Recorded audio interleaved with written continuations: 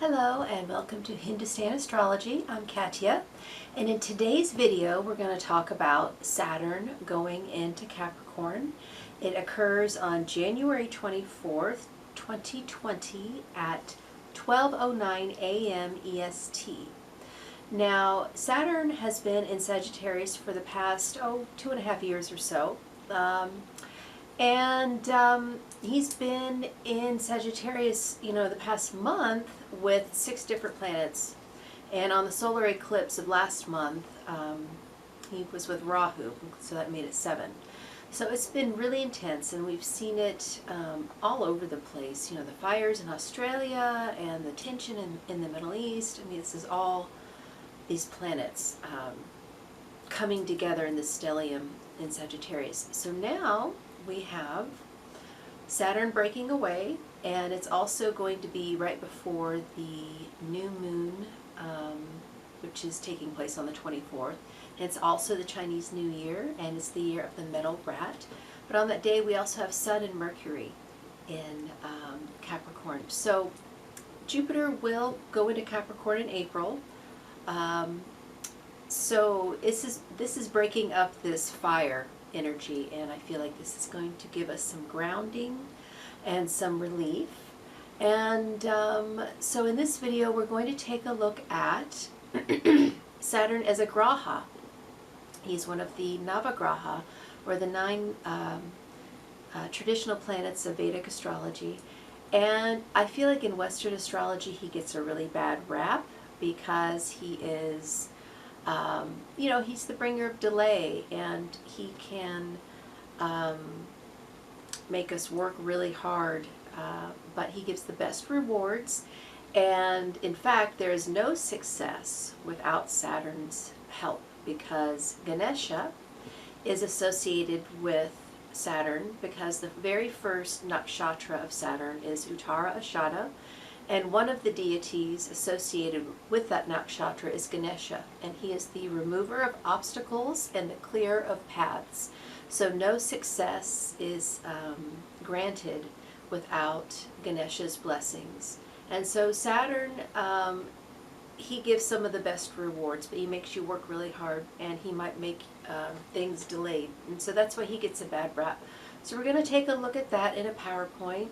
And then after that, I want to take a look on Parashara's Light software at the transits coming up for this year, because I found it interesting that, it takes 29.5 years for Saturn to go all the way around the sun and return to the same sign. So the last time Saturn was in Capricorn was 29.5 years ago. And what had just happened during when he was the year before, in '89, when he was in Sagittarius, was the Berlin Wall came down, and that was a Saturn-Jupiter opposition.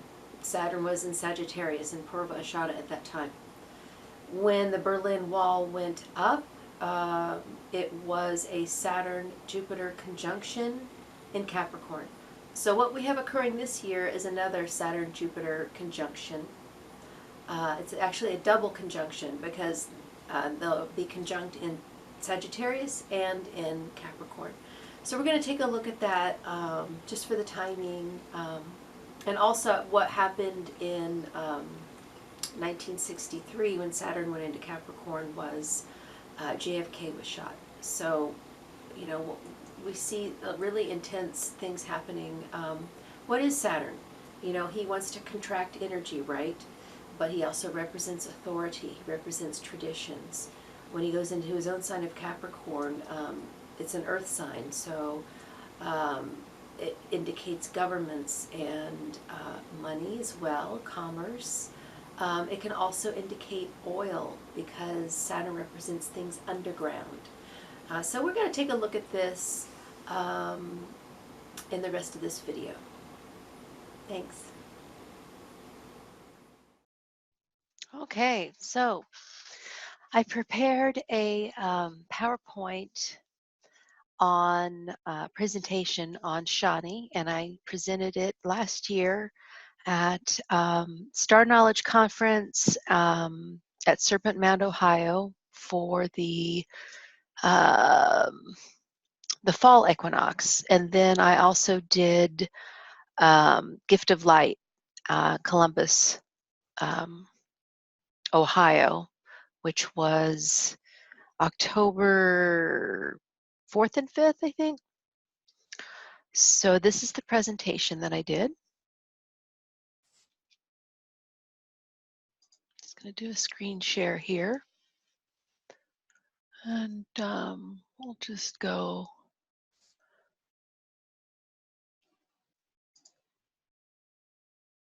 There we go.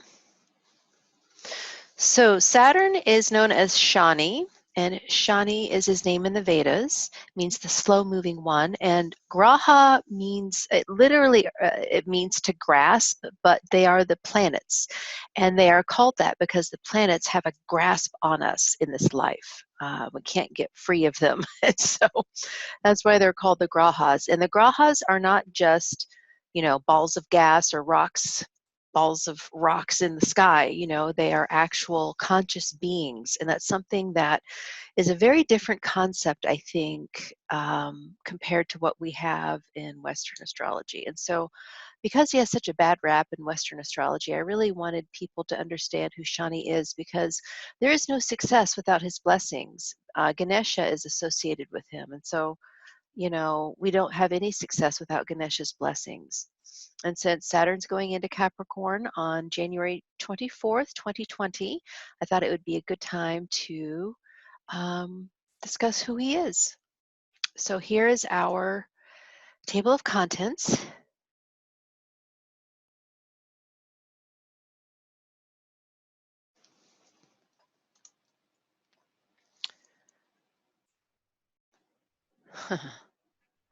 This has been giving me a hard time today. Oh, good. There it is.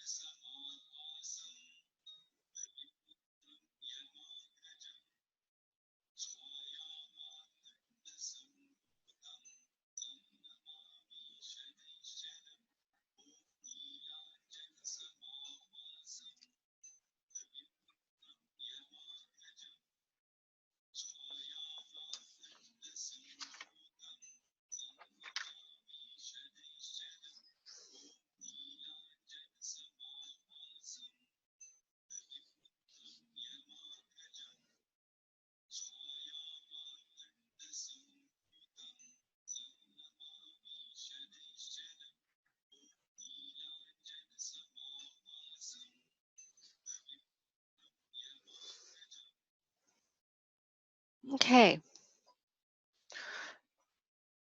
So what we just heard was the Shani Maha mantra. Maha means best, and the mantras are the, you know, they're like praise poems, really, that we sing to the deities. And this one translates as, looking like a blue cloud, the son of the sun, he is the foremost of those in control. He can even put his shadow over the glorious sun. To that Saturn, the emblem of control, we bow down in devotion. So there are different mantras for different planets, obviously, and then different types of mantras, but this is the Graha mantra. Now, this is a video that I really thought was good for people to understand that, you know, there are different qualities to different grahas, and there are 108 names of Shani. And this is a video put together by Simon Chokoisky. He is another Vedic scholar. And this is just 1 minute of his video. You can see the rest on YouTube, and the link is in my references at the end.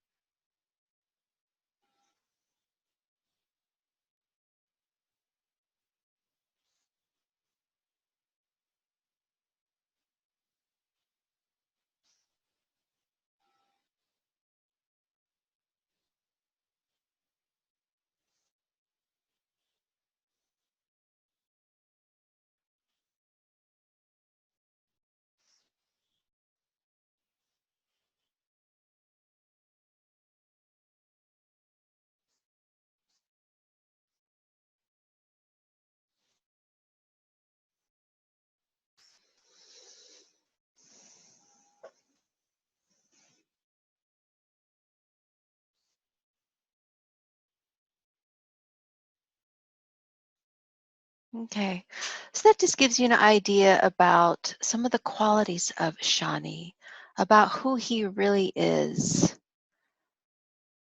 It's a half-hour video if you want to watch the rest of it on YouTube.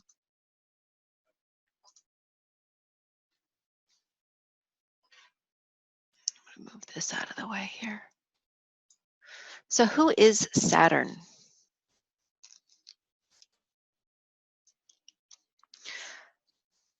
Shani, as we said, refers to the planet Saturn and is depicted as a male deity in the Puranas, some of the ancient texts.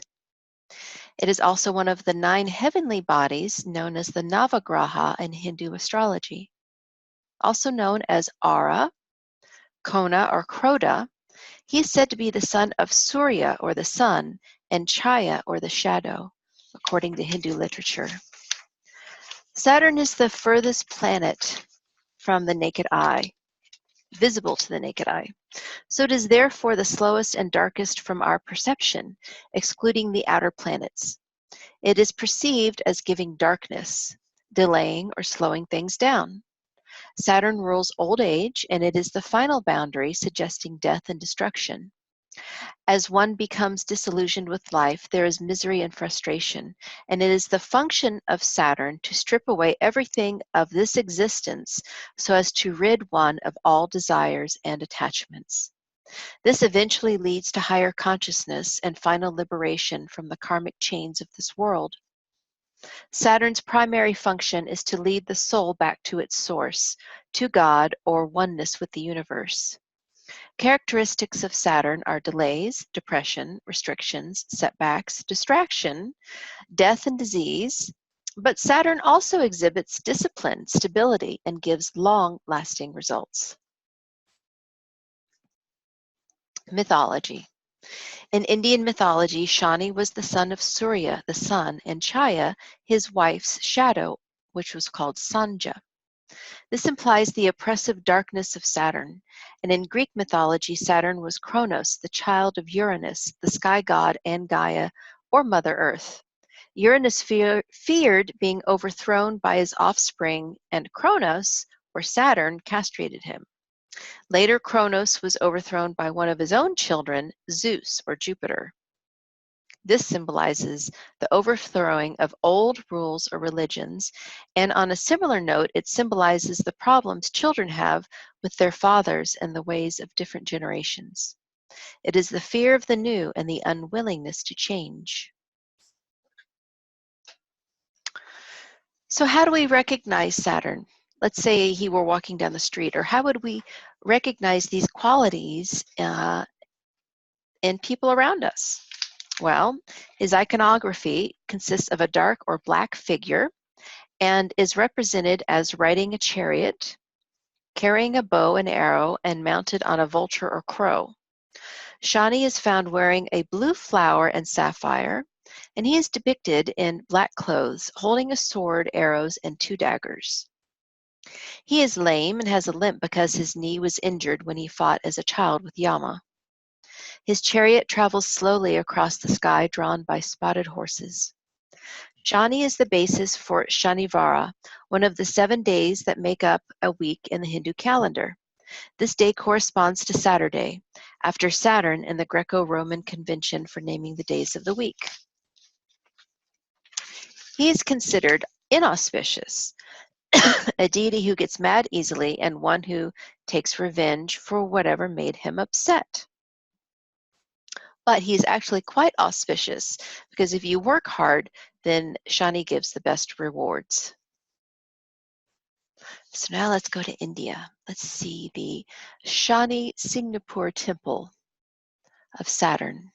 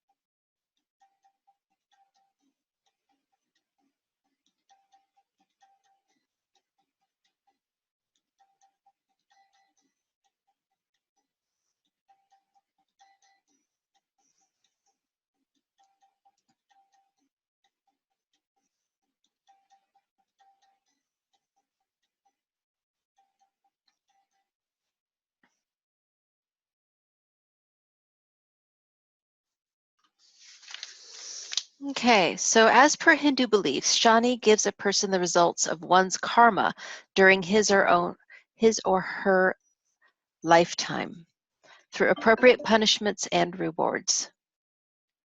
In astrology, Shani's influence is usually malefic, though it can also lead to spiritual and mystical heights.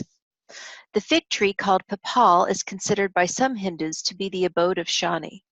According to an ancient story, since childhood, Shani was a keen devotee of Lord Krishna. One day his wife came to him, but Shani Dev was so absorbed in his deep thoughts of his deity that he didn't even care to glance at his wife. His wife got upset and cursed him. "You won't be able to look at anyone in the future. Whoever you look at, they will be ruined." When she overcame her rage, she repented a lot, but the curse could not be undone. The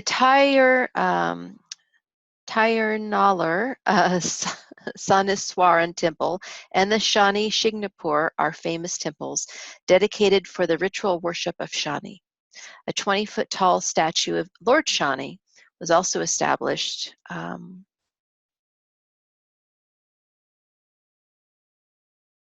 in 2013. Shani mantras are recited to get relief from ill effects of Lord Shani. These mantras are very powerful and they can help one to please him. Shani is also connected with Vishnu, whose avatar is a turtle, and he's called Kurma as this avatar of Lord Vishnu and Saturn.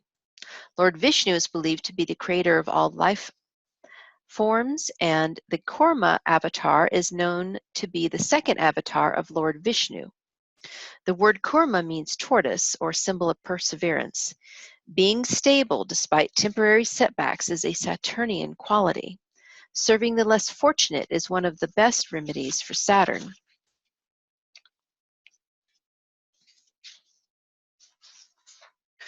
When in danger, the tortoise withdraws itself into its shell. This is nothing but the concept of meditation. We all know about the story of the tortoise and the rabbit. Slow and steady wins the race, a very important teaching of Saturn. Now, we've talked about who Shani is. Let's talk about who he isn't. The Illuminati Confusion. Saturn has been maliciously aligned with several pagan religions, and Christianity has turned him into Satan. The Roman festival of Saturnalia encompasses this perfectly, and he is even said to be the dark overlord of the Illuminati. This is part of the reason why Saturn has gotten a bad reputation with modern New Age spiritual circles, and why we should never blame the Grahas or the planets on our own problems. They are merely pointing a finger at our own weaknesses that we need to strengthen and clean up.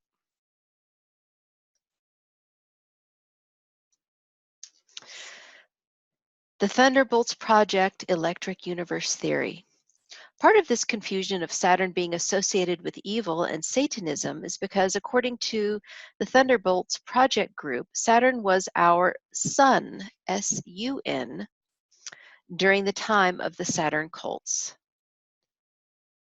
According to them, our present star, the sun, is a newcomer to our solar system, and as Saturn is a darker planet, this meant the light on our planet was dark because our light was coming from Saturn.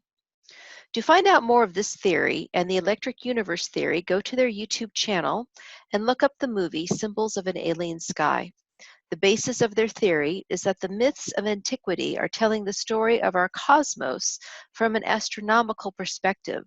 And to unlock the code, we need to realize that our skies were very different in the past. The solar system as we know it today is relatively new. So from this, we can gather that the history and origin of the gas giant Saturn, and indeed the entire solar system, including our own planet, is not what we've been told. Planetary scientists recently made the astonishing discovery that water is in Saturn's satellites and rings is remarkably similar to the water on Earth.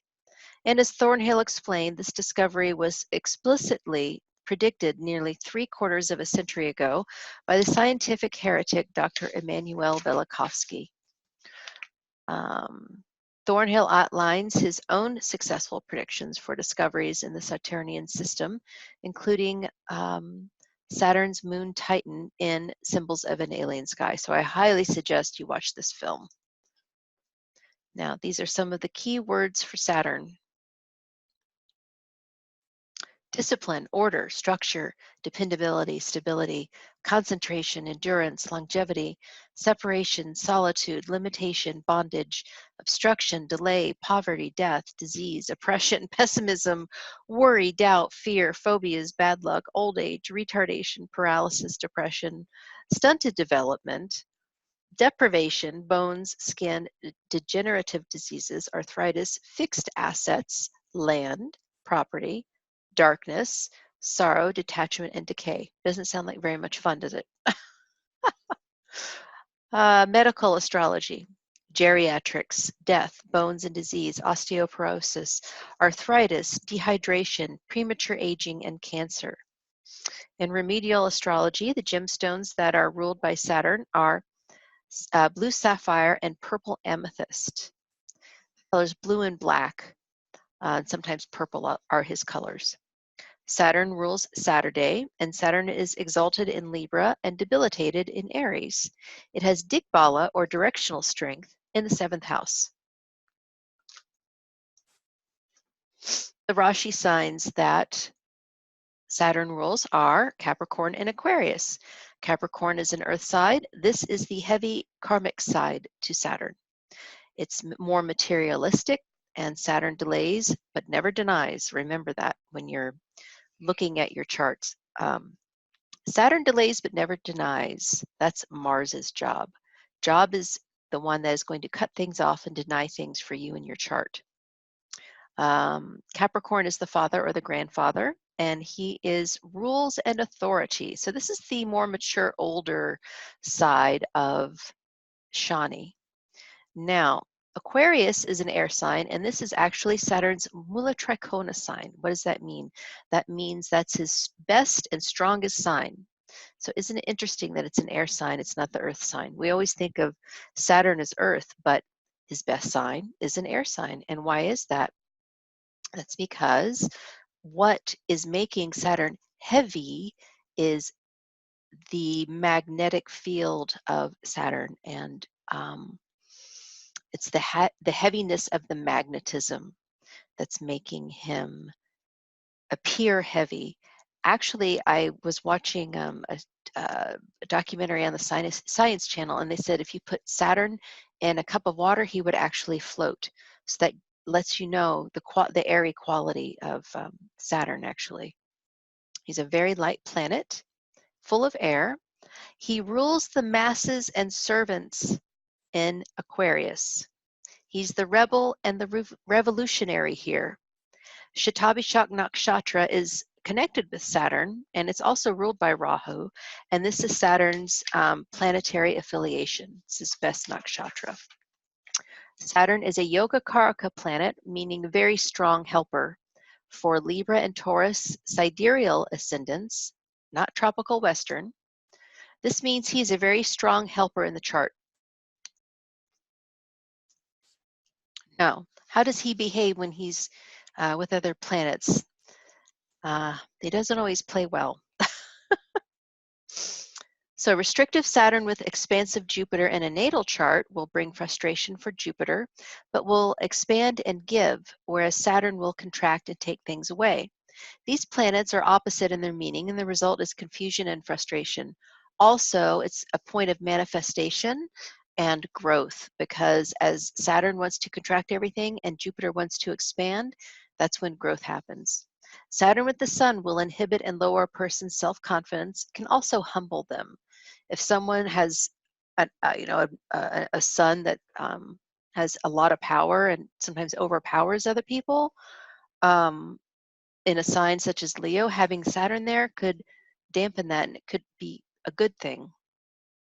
Saturn with the moon will create a dark shadow over the native and can lead to a lifetime battle with depression. Yeah, this is something that you have to be really careful with, especially when, transiting Saturn is conjunct someone's natal moon. That's the Sati Sati period, and it's not always bad. If you've done your work, then Saturn rewards.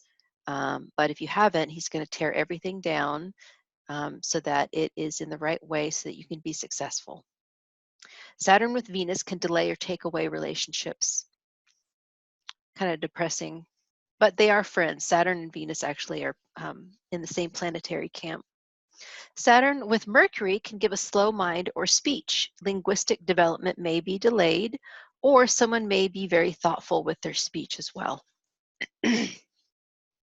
Now, the Nakshatras of Saturn are Uttara Ashada, Shravana, and Denisha in the Capricorn side, and in Aquarius, Denisha, because he spans both of them, Shatabhishak, his best one, and Purva Bhadrapada. The first one is Uttara Ashada, and that's where he is right now. As I'm recording this, he is stationing at the end of his Sankrati, or on the cusp of Capricorn in Uttara Ashada. Uttara Ashada means the latter victory, or the latter unconquered, and spans from 26.4 degrees of Sagittarius to 10 degrees of Capricorn. Its symbol is an elephant tusk or a small cot or planks of a bed. The deity is the Vishvadevas, or the universal gods, which means all of the gods. Lord Ganesha, the remover of obstacles and clearer of paths, is also associated with this nakshatra, as no success can happen without his blessings. We also do our mantras to him first to clear the air for the divine spark to come in. The star associated with this nakshatra is Vega, which is in the lower part of the Lyre constellation. It gives musical ability, plus leadership in authority positions. The mythology is of the Dharma's 10 sons, the Vishvadevas, as dealing with the universal principles, the laws of time, karma, and right action. They grant unchallengeable victories. The planet associated with Uttara Ashada is the sun, and in Persian astrology is associated with the planet Venus. Natives of this nakshatra are very committed in their work and can become workaholics. It is not a good placement for marriage because of their intense drive. As this is the second half of the Ashada nakshatras, it is a bit softer than Purva Ashada, and also indicates that they are more successful in the second half of life. Shravana. The second nakshatra of Saturn is Shravana, which means listening, and spans from 10 degrees to 23.2 degrees of Capricorn. The symbol is an ear, or 3 footprints in an uneven row. The deity that belongs to this nakshatra is Vishnu, the preserver of the universe, whose avatar is a turtle. The star of this lunar mansion is Altair, and it leads to positions of wealth and power, but can also portend trouble with the law. This shows the rebellious side of Saturn. The mythology speaks of Vishnu, who spanned the universe in 3 steps, and this denotes his expansive travels and his travels to the 3 worlds. Altair is called the star of learning and also the star of listening. People that are born with this nakshatra are always questing for knowledge and information, and wisdom as seen in the spoken word. Natives with this nakshatra strong in their chart will have the gift of hearing into other dimensions and being a good listener with friends if they have cultivated this gift. If they have not learned the art of listening, then they will talk incessantly and oftentimes are bad gossips. The moon rules this nakshatra, and in Persian astrology it is associated with Mercury and Mars. These people can be very sensitive, especially if they are the victims of gossip. The lunar influence also makes them extremely psychic, and they are gifted counselors and healers.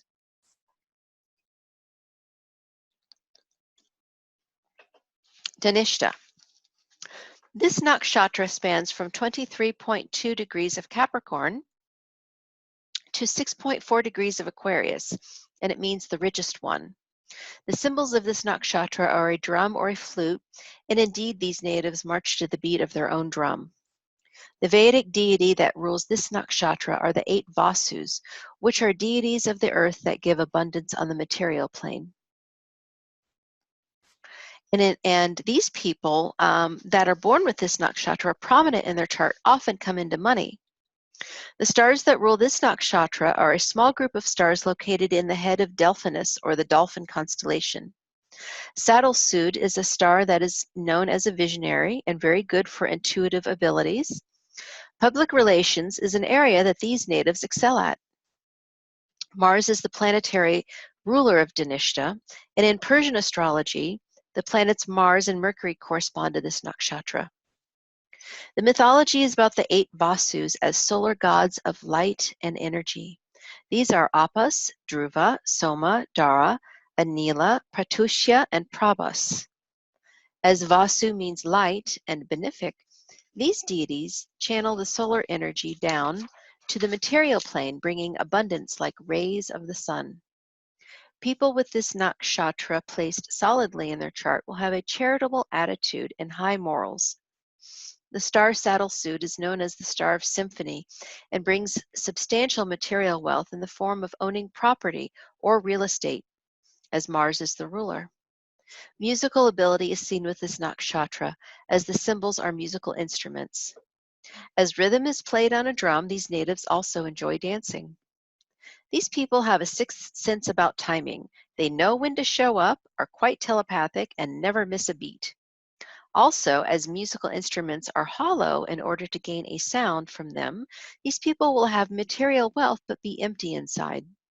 This makes an innate sadness and depression in these people that creates a longing to fill this void.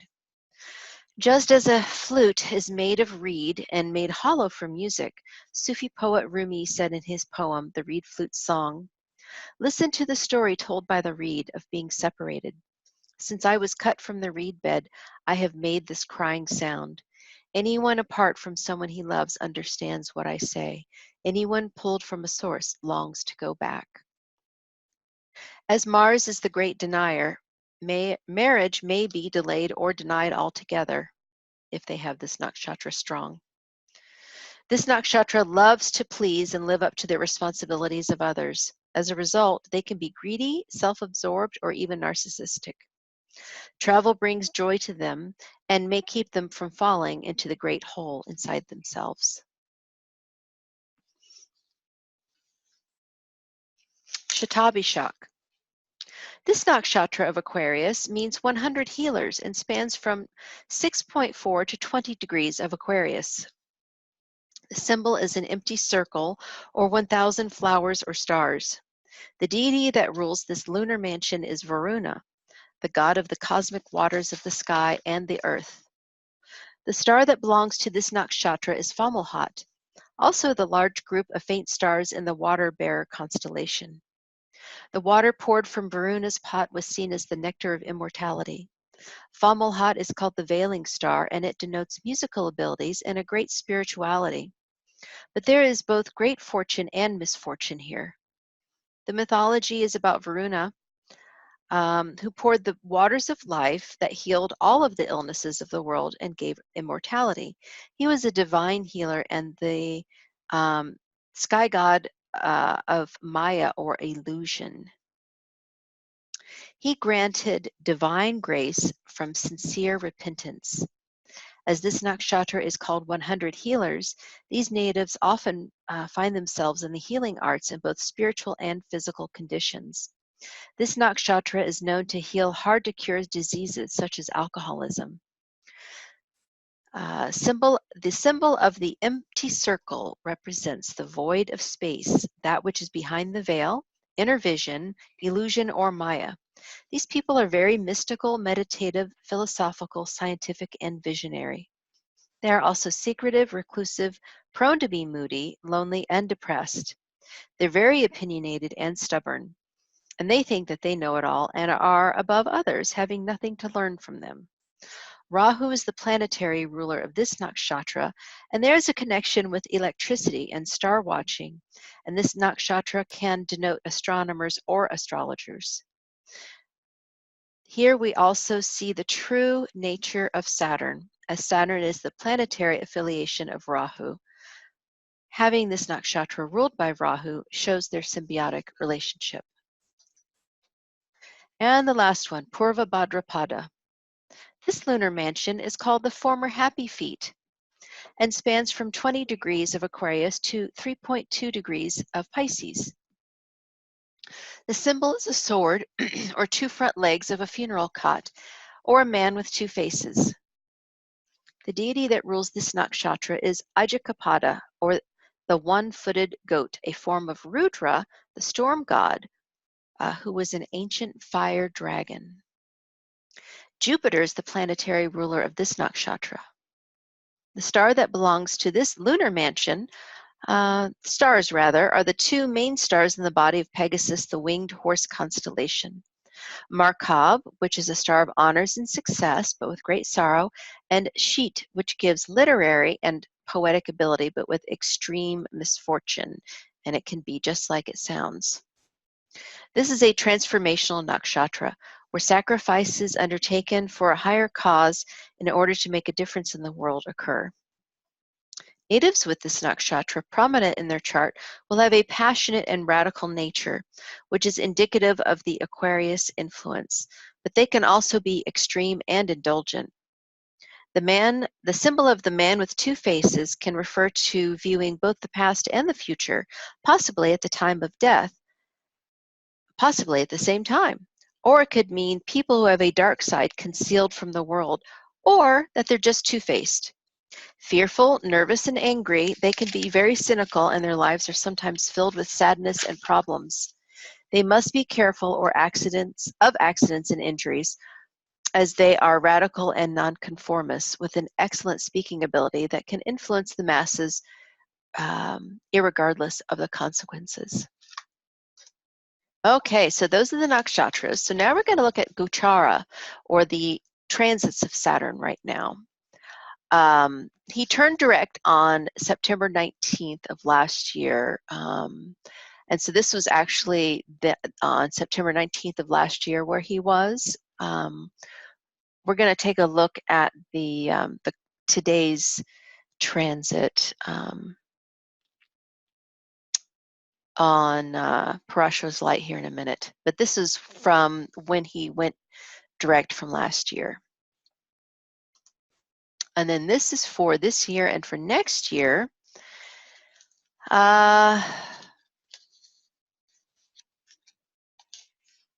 And, just to go over last year, Saturn was with Ketu all the year. Ketu is blind, and Saturn wants us to see. And so a lot of things that we were blind to were being revealed to us last year.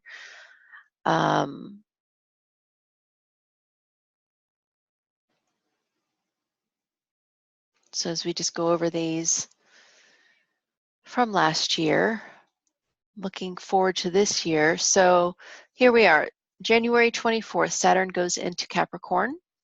It's going to happen in the second house of the U.S. chart. And it's going to be the start of Sati Sati for the United States. 1962 was the last time Saturn was in Capricorn. And the economy was great then. The next year, Kennedy was assassinated and the economy tanked. So we could see something similar. February 11th of this year, Ketu goes back into Mula, or goes, because they always go backwards. He's going into Mula, but that's the same placement as 9/11. March 26th of 2020, Ketu transits the U.S. ascendant. And whenever a planet, even though it's in a certain sign in a certain house, when it actually goes over that transit position, and this is one of the Placidus system ideas, that the actual cusp of the house, when it gets triggered, an event happens. So just be aware, March 26th could also be a heavy time because Ketu will be right on the U.S. ascendant. March 29th to June 20th, Jupiter goes into Capricorn, which is his sign of debilitation, and he will be conjunct Saturn. So this is going to be a game-changing year, Saturn-Jupiter conjunction only happens once every 20 years. And we have a double one this year, Sagittarius and Capricorn. And then they're both going to go retrograde this summer. I believe in June. Yeah, June. And then by September 15th, Rahu will go into Gemini. I'm sorry, Rahu in Gemini will conjunct the U.S. Mars at 40 minutes. 0 degree, 40 minutes of Gemini. So certainly that's going to trigger something. Because right after that, at the end of September, we have the nodes switching signs from Rahu going to Taurus. September 27th, we have Saturn opposed Rahu in Ardra.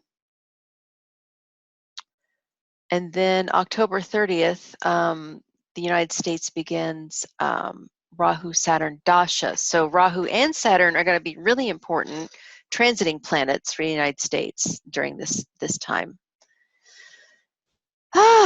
And then by the end of next year, we have Saturn and Jupiter conjunct at 5 degrees of Capricorn. So that's the second of the two conjunctions. And then going into 2021, Saturn transits the cusp of the United States house. So that actually, I mean, second house is money. That could bring us money, or it could bring us something, difficulty, delay of money. And then March 16th, Saturn transits the United States K2. So yeah, it's going to be intense, especially for the next 7 years, because we're going to be in Sati Sati. So let's just go over to Parashara's light. So here are, here are all of the sources cited. And as I said, the 108 names of Shani, I highly suggest you go to Simon Chokoisky's website, YouTube channel, and take a look at that.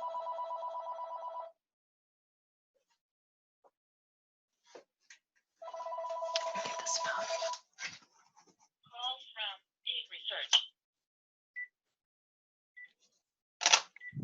Okay.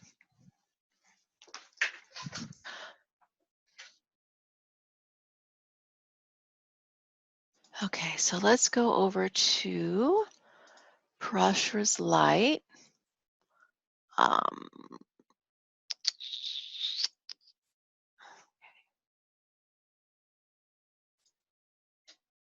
Here we are. Okay, so I'm going to go to where we are right now. This is January 12th.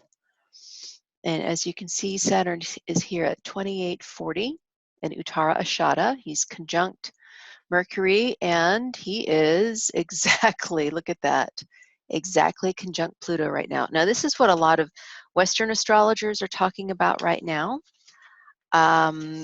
which are, which is the Saturn-Pluto conjunction. And, you know, Pluto represents war, represents the government, represents the mafia, represents hidden things. It's also the power of the small. For instance, a virus, how a virus is very, very small, but it can take you down. That's Pluto. Having it conjunct Saturn, which wants to contract everything, you know, it's like the hammer's coming down in a lot of Saturn areas. Now, we just had this Jupiter K2 conjunction, which was, you know, spiritual leaders, you know, being humbled. Paradigms are shifting right now, and all of these planets here are showing that. Now we're just going to go forward by month. I think that's going to be the easiest for us. So by next month, we're going to see, it'll be February 11th. We will have Jupiter still in Sag, Saturn's in Capricorn, and we see here, you know, the nodes aren't going to switch for several months, so it's going to be like this for a while. So we're just going to step forward. Here we are, March. Jupiter's getting ready to go into Capricorn. So here we are by April. I think it's like April 8th or something. Jupiter's going to be here. And then, so this is going to be an important time. April. They're going to be together. Saturn goes retrograde first in May. By the next month, Jupiter goes retrograde. They're still together. So it's not, I mean, it's not a tight orb. It's not a tight conjunction, but they're still together and they're both retrograde. So certainly that energy we're going to be having to go back over. I think this is just going to be an exhausting year of politics. It's just going to wear everybody out. I think this is what I'm seeing. By July, Jupiter goes back into Sag. Now, this could ignite some fires at this time, especially with Pluto retrograde and K2 there. Now, K2 is still, he's at an early degree. It's very far apart, but just the fact that Jupiter's retrograde. Last year in April, the day Jupiter went retrograde in Sagittarius, the Cathedral of Notre Dame burned. So this is definitely a significant day, significant time rather, while he continues to be in Sagittarius. By August, actually, he's still there. So July and August, the fires are not going to be fun. By September, he's still there. Oh my God. October, he's still in Sagittarius. I'm looking at Jupiter. And then finally, by December, he's gonna enter Capricorn again. And the only reason why this is a good thing is because the fires have been so bad, and even though Jupiter is debilitated in Capricorn, I feel like it's going to be like a lot of earth, dirt on the fire. I think it's going to be actually a good thing. And then we go forward and we see that they're still conjunct into 2021.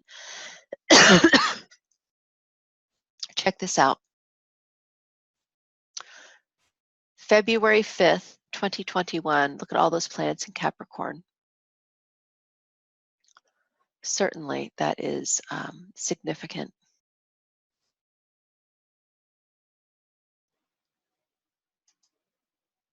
And Jupiter, goes faster than Saturn. So Jupiter is actually going to enter Aquarius long before Saturn does. He goes through a sign a year. It takes 2.5 years for Saturn to go through a sign. So he's going to lag behind. So that conjunction will be done by April of 2021. That's when it all ends. And then they go. So here's another Jupiter-Saturn conjunction, again in Capricorn, 2021, October, because they're retrograde. Now here they're conjunct in Capricorn, and they are not retrograde, and that is November of 2021.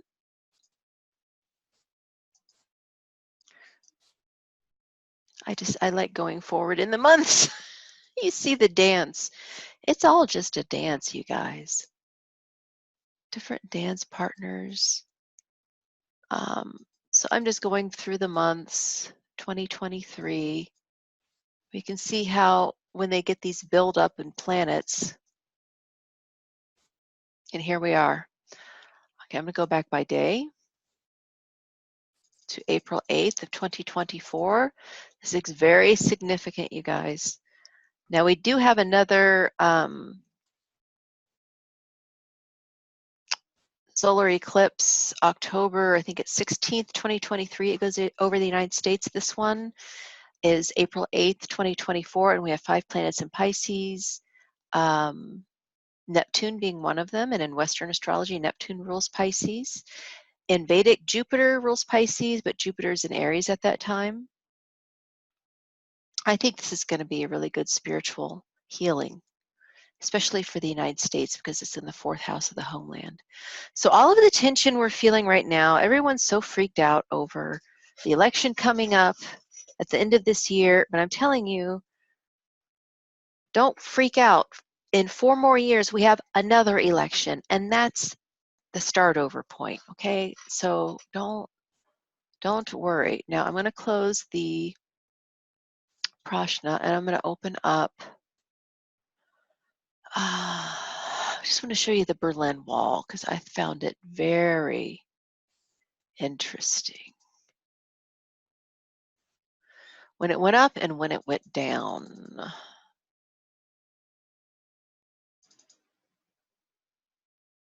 Okay, so that was when it came down. This is when it went up. when the Berlin Wall went up. It was August 13th, 1961. Saturn was retrograde in Capricorn, Uttara Ashada, and Jupiter was retrograde in Uttara Ashada. And this is like where it's going to be next year, you guys, so pay attention. This is the year that went up, and as we know, we have a great big wall going up on the U.S. southern border with Mexico. It's already happening. Like I said, I never talk about my political opinion. I just give you the facts, and the fact is that it's already going up, it's already being built, and you can see that there's a parallel going on here. Now, when it went down, it was November 9th, 1989, and we have Saturn where, well, he was at 16 degrees a couple months ago, but he's in Sagittarius, and Jupiter was retrograde in Ardra. Well, that's where Rahu is right now.